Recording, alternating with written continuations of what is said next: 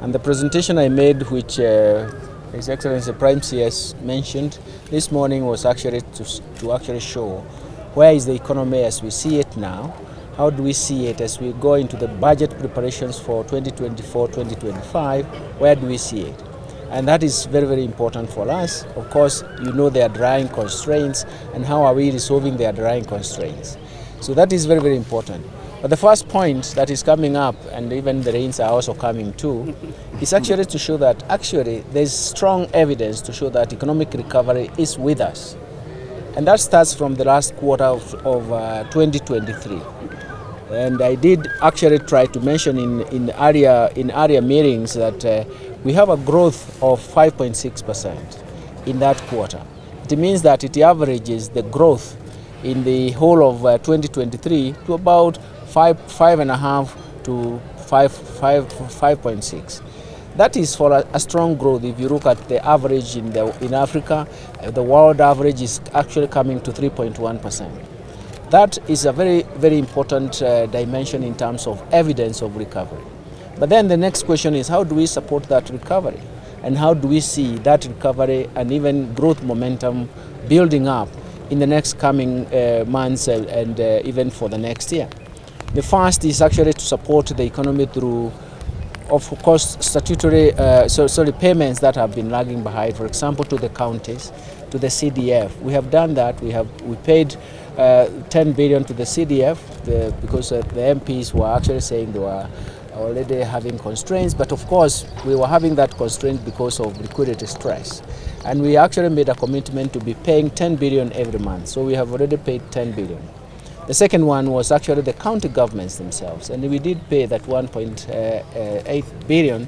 And we actually we only have 1 month lagging, and we are going to be up to date. For us, that is very, very important. And that payment was actually pension, which we have actually paid close to 21 billion. And we have also 24 billion to go. We will have promised to be up to date. Those are very important because they support the day-to-day expenses and they support the momentum for growth. That for us is very, very important. What we see going forward and what is likely to consolidate that growth, that economic recovery.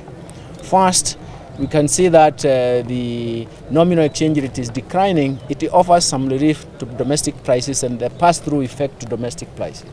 That for us is very, very important because low inflation is actually consistent with high growth. And then that is also going to show exactly what is likely to happen with interest rates. For those of you who have been watching the market, you have seen how much we managed to raise in the infrastructure bond. That is a signal that everybody has seen that we are resolving the constraints one by one, and we are going to lock ourselves into a high vibrancy growth. That is why you found the success in terms of the infrastructure board was actually significant and is even reflective of the future, because that's an investment. And in fact, if you open up that infrastructure bond, you'll find that the component of foreign direct investment, that is the inflows, are very, very important. And those are the ones that are also pushing the exchange rate to appreciate. It will discover its own level. And once it discovers its own level, we are actually going to see the next price, relative price or price we are going to look at is the interest rate structure. A combination of the inflation coming down, the nominal exchange rate finding its balance is going to ignite actually growth. Strong growth will come. So the momentum for growth is actually very, very important. Don't forget that once the nominal exchange rate is actually predictable because it has resolved itself, interest rates are low and the inflation is coming down. It's a combination of lowering cost of living but raising the expectations for investment, and that is what drives the momentum for growth and the vibrancy of the economy.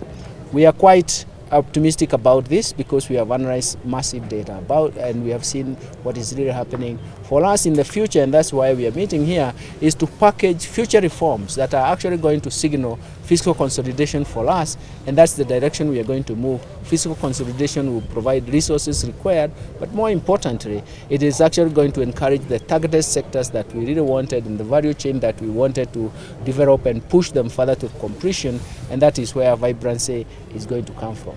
So we are optimistic.